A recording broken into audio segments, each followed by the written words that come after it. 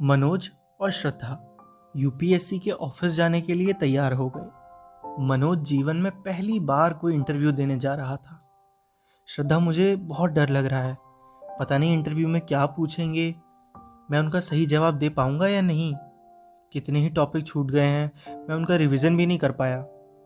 Auto में बैठे मनोज ने श्रद्धा से पूछा, मनोज, बस एक बात याद रखना कि ये इंटरव्यू तुम्हें जानने के लिए लिया जा रहा है। तुम क्या हो, तुम जिंदगी को किस नज़रिए से देखते हो, इस दुनिया, इस समाज, इस नौकरी को देखने की तुम्हारी दृष्टि क्या है। इसीलिए तुम्हें कुछ भी रिवीजन करने की ज़रूरत नहीं है, तुम अपने आप को जानते हो। श्रद्धा ने शायद उत्तरांचल पीएससी के लिए अपने इंटरव्यू के अनुभव से मनोज को समझाया। यूपीएससी के गेट पर इंटरव्यू देने वाले विद्यार्थियों की भीड़ बढ़ रही थी। सभी विद्यार्थी फॉर्मल ड्रेस में थे। अधिकांश लड़के ऑफ वाइट शर्ट और नेवी ब्लू ब्लेजर में थे। लड़कियों ने साड़ी पहन रखी थी। गेट नंबर 1 पर उम्मीदवारों के प्रवेश पत्र चेक हो रहे थे। उनके साथ आए उनके परिजन और मित्रों को दूसरे गेट से अंदर पार्क में बैठने के लिए कह दिया गया था। मनोज को अंदर भेजकर श्रद्धा भी पार्क में जाकर बैठ गई। मनोज और दूसरे प्रतियोगी अब एक बड़े से हॉल में थे, जहां कई मेजों पर उनके प्रमाण पत्र एवं मार्कशीट यूपीएससी के कर्मचारी चेक कर रहे थे। जिनके प्रमाण पत्र और मार्कशीट चेक हो गए थे, उन्हें आज किस बोर्ड में इंटरव्यू देना है, ये बताया जा रहा था। इस बड़े से हॉल में महात्मा गांधी और सरदार पटेल की बड़ी सी तस्वीर दीवार पर टंगी हुई थी। ठीक 10:30 बजे हलचल हुई। दरबान कमरे के अंदर बाहर होने लगे। इससे लोगों ने अंदाजा लगाया कि कमरे में इंटरव्यू लेने वाले शायद आ गए हैं। प्रतियोगियों के दिल की धड़कन बढ़ने लगी। उनके गले सूखने लगे थे, उनके हाथ पैरों में कंपन होने लगी थी। मनोज का इंटरव्यू डॉक्टर पीडी अग्रवाल के बोर्ड में पड़ा। डॉक्टर अग्रवाल आईआईटी दिल्ली के पूर्व डायरेक्टर थे, जिन्हें सरकार ने संघ लोक सेवा आयोग का मेंबर बना दिया था। मनोज के लिए ये खबर हताश करने वाली थी कि उसके इंटरव्यू बोर्ड के चेयरमैन का हिंदी साहित्य और इतिहास से कोई लेना देना नहीं है। डॉक्टर अग्रवाल इस बात के लिए भी बदनाम थे कि वो इंजीनियर और इंग्लिश मीडियम के लड़कों को इंटरव्यू में अच्छे नंबर देते हैं और सोशल साइंस एवं हिंदी मीडियम के लड़कों को कम नंबर देकर विदा कर देते हैं। दरबान ने पहले लड़के का नाम पुकारा। लड़के ने अपने बाल, अपने कपड़े, अपना कोट ठीक किया और अंदर चला गया। बाहर बैठे लोगों को घबराहट होने लगी। लोगों को कुछ नहीं समझ आ रहा था कि अंदर उस लड़के से क्या पूछा जा रहा है। लड़का लगभग 20 मिनट के बाद इंटरव्यू देकर वापस आया। इस लड़के से पूछने पर ही अंदर के माहौल का पता लगाया जा सकता था। लड़के ने दुखी होकर कहा, मैंने बताया कि मैं 10वीं क्लास से नियमित दिनचर्या से योग कर रहा हूँ, तो चेयरमैन श्री अग्रवाल बोल पड़े कि आप रोज खाना खाते हैं, तो क्या वो भी आपकी हॉबी है? और मैं इसका कुछ जवाब नहीं दे पाया। डॉक्टर अग्रवाल बहुत खतरनाक हैं, बिल्कुल नहीं हंसते। मनोज समझ गया था कि इंटरव्यू की कुछ भी दिशा हो सकती है, इसीलिए उसे खुले दिमाग से अंदर जाना चाहिए। पहले से कुछ भी विचार करने की जरूरत नहीं है। अगला लड़का बाहर आया तो वो भी दुखी था। उसने बताया कि उसके बीएससी में फिजिक्स में अच्छे नंबर नहीं आ पाए थे, इसीलिए डॉक्टर अग्रवाल ने उसी पर मेरी खिंचाई कर दी। उन्होंने मुझसे पूरे 20 मिनट फिजिक्स ही पूछा और बाद में कह दिया कि मेरी तैयारी अच्छी नहीं है, अगले साल आना। इतना कहकर लड़का दुखी हो गया और उसकी आंखें भीग गईं। लड़का अपनी आंखें छुपाता हुआ बाहर चला गया। मनोज इस लड़के के इंटरव्यू को सुनकर घबरा गया। इस लड़के के तो केवल फिजिक्स में ही कम नंबर थे। इतनी छोटी कमी पर श्री डॉक्टर अग्रवाल ने इस लड़के का इंटरव्यू बिगाड़ दिया। मनोज ने अपने कैरियर पर नजर डाली तो वह अंदर से कांप गया। 10वीं 3rd डिवीजन, 12th फेल, गणित, फिजिक्स, केमिस्ट्री में 0, इंग्लिश लिटरेचर के कारण बीए में 2nd डिवीजन। डॉक्टर अग्रवाल उसका क्या हाल करेंगे, ये सोचकर ही वो घबराने लगा। तीसरा लड़का बाहर आ गया। उसका चेहरा प्रसन्न था। ये लड़का अब तक आए सभी लड़कों में सबसे अधिक प्रसन्न लग रहा था। उसने बताया कि उसका इंटरव्यू बहुत अच्छा गया है। उसने कहा कि वो आईआईटी दिल्ली का विद्यार्थी रहा है और अभी इन्फोसिस में सॉफ्टवेयर इंजीनियर है। उसका पूरा इंटरव्यू इंफॉर्मेशन टेक्नोलॉजी के प्रशासन में उपयोग विषय पर चला। डॉक्टर अग्रवाल ने 5-6 बार वेरी गुड बोला। मनोज के लिए इस लड़के का इंटरव्यू हताश करने वाला था। मनोज आईटी के बारे में उतना ही जानता था जितना उसने मुख्य परीक्षा में विनय सर के नोट्स में पढ़ा था। मनोज ने अपने विचलित और चिंतित मन को शांत करने के लिए आंखें बंद कर ली। बंद आंखों के पीछे कुछ दृश्य तैरने लगे। मनोज का पूरा जीवन ही तैर गया अचानक। मनोज का गांव, उसका घर, ग्वालियर का कॉलेज, लाइब्रेरी, बाहर बागीचे में बैठी श्रद्धा, सब एक ही रील की तरह मनोज की आंखों में पर्दे की तरह झिलमिलाकर आते जाते रहे। मनोज आंखें बंद किए यूं ही बैठा रहा।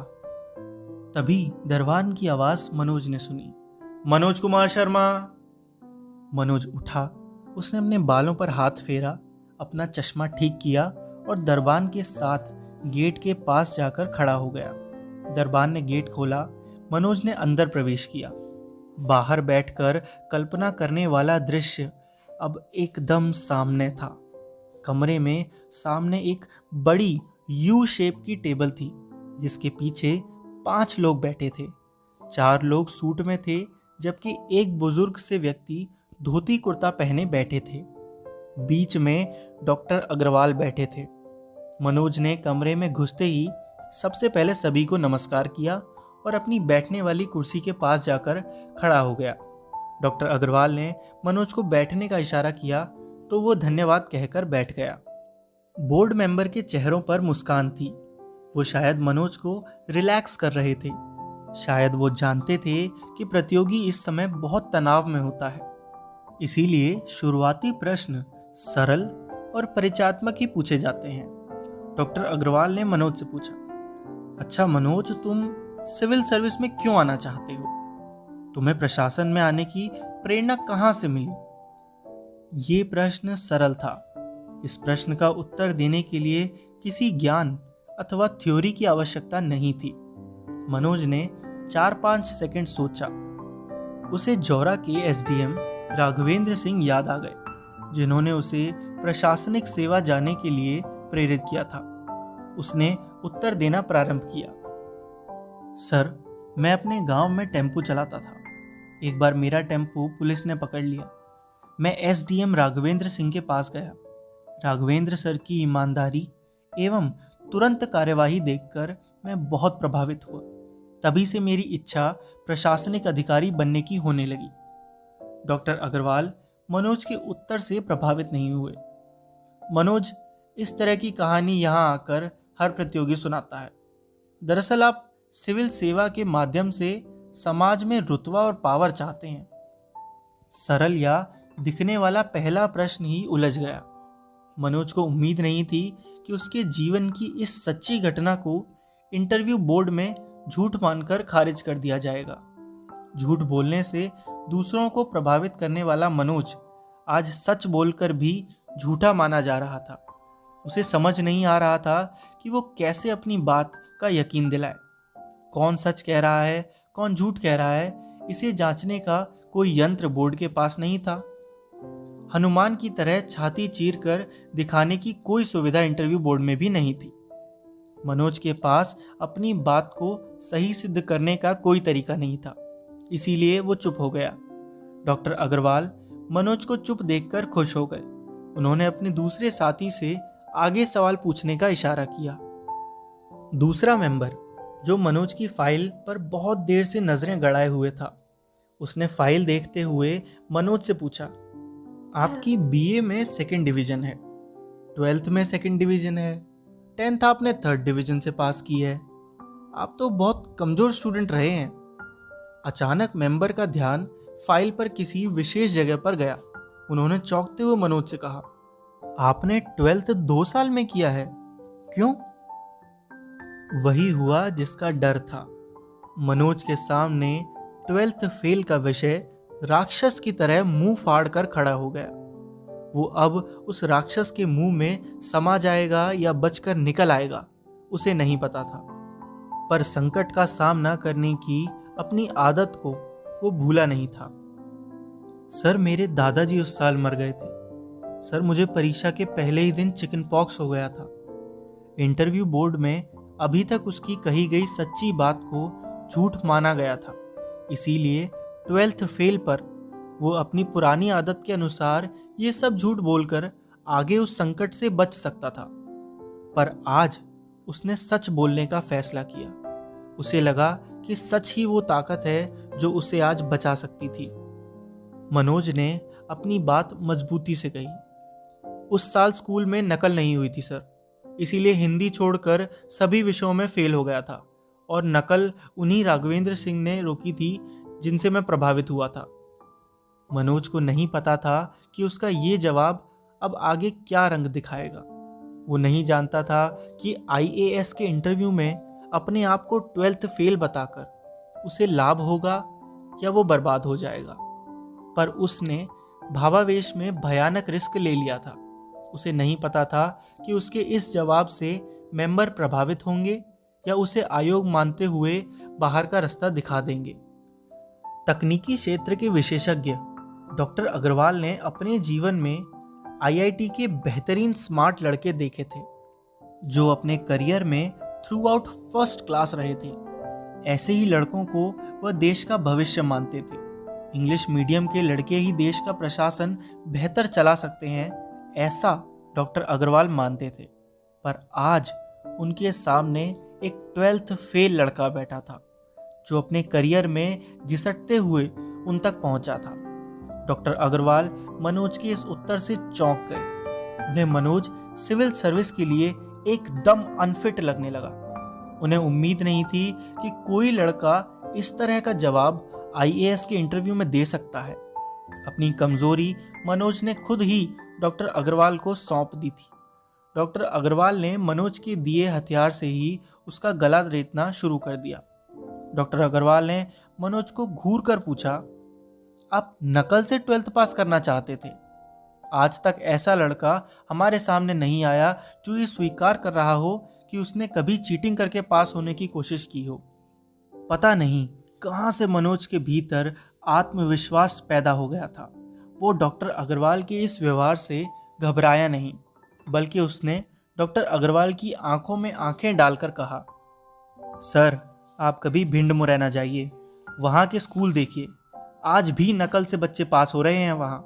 क्या इसमें उन बच्चों की गलती है या उस सिस्टम की जो वहाँ नकल नहीं रोक पाता? एक राघवेंद्र सिंह ने 1 साल नकल नहीं होने दी, और उन्हीं चीटिंग करने वाले बच्चों में से एक बच्चा अपनी मेहनत के बल पर आज आपके सामने बैठा है। अगर उस साल राघवेंद्र सिंह नकल नहीं रोकते तो शायद मैं आज भी मुरैना से जौरा टेम्पो चला रहा होता। हमें अब एक नहीं कई राघवेंद्र सिंह चाहिए, और मैं वही बनने आपके सामने आया हूँ। मनोज के इस जवाब से प्रभावित होकर बोर्ड के अन्य मेंबर आपस में बातचीत करने लगे। उनकी भाव मुद्रा देखकर ऐसा लग रहा था कि वो मनोज की बात से सहमत हैं। पर डॉक्टर अग्रवाल मनोज के इस भावप्रवण उत्तर से प्रभावित नहीं हुए। उन्होंने मनोज से आगे कहा, आप कुछ भी कहिए, पर मैंने आपका पूरा करियर देखा। आप इंग्लिश में बहुत वीक हैं। इंग्लिश लिटरेचर में आपके हमेशा सिर्फ पासिंग मार्क्स आए हैं। Administration can not be run in the absence of English. Manoj फिर फंस गया। डॉक्टर अग्रवाल भावुक नहीं निकले, वो कट्टर और अपने मत पर कायम रहने वाले निकले। पर मनोज ने हिम्मत नहीं छोड़ी। सर, प्रशासन में भाषा उतनी महत्वपूर्ण नहीं होती जितनी आपकी सच्ची नीयत। मनोज ने डॉक्टर अग्रवाल की इंग्लिश को महत्व देने वाली विचारधारा का विरोध कर दिया। डॉक्टर अग्रवाल को उसका ये विरोध पसंद नहीं आया। उन्होंने नाराजगी के स्वर में मनोज से कहा, no, this is an excuse to hide your ignorance in English. How can you serve the country with this weakness? English में कमजोर परीक्षार्थी से डॉक्टर अग्रवाल इंग्लिश में ही सवाल पूछ रहे थे। मनोज इंग्लिश में पूछे गए प्रश्न को समझकर उत्तर ढूंढने की कोशिश करने लगा। मनोज को कुछ देर सोच में डूबे हुए देखकर दूसरे मेंबर ने बड़े शालीन तरीके से मनोज से कहा, मनोज, सर ये कह रहे हैं कि यह अंग्रेजी में अपनी अज्ञानता को छुपाने का बहाना है। आप अपनी इस कमजोरी के साथ देश की सेवा कैसे करेंगे? मनोज को समझ नहीं आ रहा था कि वो क्या जवाब दे। इंग्लिश एक बार फिर मनोज की राह में कांटे बिछाने को तैयार थी। मनोज के माथे पर पसीने की कुछ बूंदें दिख रही थी। धोती कुर्ता पहने बुजुर्ग मेंबर ने मनोज को घबराया हुआ जानकर पूछा, मनोज आप पानी पीना चाहेंगे? उस मेंबर ने टेबल पर कांच के ग्लास में रखे पानी की तरफ इशारा किया। मनोज ने पानी से भरे कांच के ग्लास को देखा। उसकी हिम्मत नहीं हुई पानी को पीने की। कुछ सेकंड खामोशी रही। डॉक्टर अग्रवाल के होठों पर मंद मंद मुस्कान तैर रही थी। उन्हें इंग्लिश में कमजोर छात्र को इंग्लिश के हथियार से घायल करने में मजा आ रहा था। मनोज कुछ विचार करते हुए एक टक पानी के ग्लास को देखता रहा। फिर मनोज ने वो ग्लास अपने हाथ में उठा लिया। फिर कुछ सोचकर वो डॉक्टर अग्रवाल से बोला, सर मैं ये पानी नहीं पी सकता। बोर्ड मेंबर मनोज के इस व्यवहार पर चौंक गए। एक मेंबर ने पूछा, पानी गंदा है क्या मनोज? मनोज ने विनम्रता से कहा, नहीं सर, पानी तो साफ है, पर मैं कांच के ग्लास में पानी नहीं पीता। मुझे स्टील के ग्लास पसंद है। डॉक्टर अग्रवाल मनोज के इस उत्तर को समझ नहीं पाए और नाराज होकर बोल पड़े, ये क्या बात हुई? तुम्हें पानी पीने से काम है या ग्लास से? कोई भी ग्लास हो, पानी तो वही रहेगा ना। मनोज ने बड़ी शालीनता से डॉक्टर अग्रवाल और दूसरे मेंबर से कहा, जी सर, यही मैं कह रहा हूं। असली चीज पानी है, बर्तन नहीं। अगर पानी साफ है तो वो कांच के ग्लास में है या स्टील के, कोई अंतर नहीं पड़ता। आपके विचार, आपकी भावनाएं, आपका ज्ञान यदि अच्छा है, श्रेष्ठ है, देश हित में है, तो ये अंतर नहीं पड़ता कि वो इंग्लिश माध्यम से प्रकट हो या हिंदी माध्यम से। मनोज ने अपनी बात पूरी की। सर, मैं जानता हूं कि इंग्लिश बहुत ज़रूरी है, इसीलिए उसे सीखने की हमेशा मैंने कोशिश की है। पहली बार जब मैंने मुख्य परीक्षा दी थी तो टूरिज्म के स्थान पर टेररिज्म पर एस्से लिखकर आ गया था और इंग्लिश में फेल हो गया था। पर उसके बाद 2 बार उसी इंग्लिश में भी पास हुआ। इसका अर्थ है कि मेरी इंग्लिश लगातार अभ्यास से बेहतर हो रही है। बुजुर्ग मेंबर के चेहरे पर चमक आ गई। उनके मुंह से अनायास निकल गया, वाह मनोज। मनोज को इस प्रोत्साहन से बल मिला, पर डॉक्टर अग्रवाल की नजरें नीचे रखे उसके सर्टिफिकेट पर टिकी रही। उनका इंग्लिश का पैना हथियार मनोज ने बेकार कर दिया था, लेकिन डॉक्टर अग्रवाल आसानी से छोड़ने वाले नहीं थे। उन्होंने मोर्चा बदलते हुए पूछा, आपके पहले आईआईटी दिल्ली का विद्यार्थी इंटरव्यू के लिए आया था, जो 12th में अपने स्टेट का टॉपर भी था। उसके स्थान पर आपको सिलेक्ट क्यों करें, बताएं। मनोज का 12th फेल उसका पीछा नहीं छोड़ रहा था। उसे लग रहा था कि उसका पूरा इंटरव्यू 12th फेल पर ही खत्म होगा। उसके द्वारा इंटरव्यू के लिए गए कई तमाम राष्ट्रीय अंतर्राष्ट्रीय घटनाओं की तैयारी किसी काम नहीं आ रही थी। डॉक्टर अग्रवाल ने उसे उसके कैरियर पर ही उसे घेरने का मन बना लिया था। इस बार बोर्ड मेंबर ने 12th फेल लड़के की तुलना उनकी नज़र में हिंदुस्तान के सबसे योग्य विद्यार्थी से कर दी। मनोज ने जवाब दिया, क्योंकि मैं उस लड़के से अधिक योग्य हूं। IIT pass out English medium लड़के से मनोज ने खुद को योग्य बता दिया। इंटरव्यू बोर्ड के मेंबर इस उत्तर से चौंक गए। सब एक दूसरे का चेहरा देख रहे थे। वो सब अब इसका कारण जानना चाहते थे। एक अन्य मेंबर ने आश्चर्य से पूछा, आप कैसे योग्य हैं उस लड़के से जो क्लास में फर्स्ट आता है और अपनी हर परीक्षा में टॉप करता है? मनोज ने जवाब दिया, अपनी अयोग्यता को जीतना ही सबसे बड़ी योग्यता होती है। मैं 12th फेल एक अयोग्य लड़का हुआ करता था सर, क्योंकि गांव के बच्चों को गांव के सरकारी स्कूलों में पढ़ाई का वो स्तर नहीं मिलता कि शहर के इंग्लिश मीडियम स्कूल के लड़कों से कंपटीशन कर सकें। इन अभावों के बावजूद अपने संघर्ष और संकल्प के कारण मैं यहाँ तक आ सका हूँ। किन्हीं दो लोगों की तुलना उनके परिणामों से नहीं होनी चाहिए, बल्कि उनकी परिस्थितियों और सुविधाओं के आधार पर भी होनी चाहिए। मनोज ने अपनी बात कह दी। बोर्ड के दूसरे मेंबर मनोज की बात से सहमत होते हुए दिख रहे थे, लेकिन डॉक्टर अग्रवाल फिर तस से मस ना हुए। डॉक्टर अग्रवाल को शायद मनोज का उत्तर पसंद नहीं आया। उन्होंने कहा, ये सब अपनी अयोग्यता को छुपाने के बहाने हैं। जो लड़का मैथ और इंग्लिश के डर से उन्हें छोड़ देता है, अरे वो क्या शासन में भी कठिन मौकों पर गिव अप नहीं कर जाएगा? आप लोगों को कुछ पूछना है? डॉक्टर अग्रवाल ने मनोज के उत्तर को सुने बिना दूसरे सदस्यों से कहा।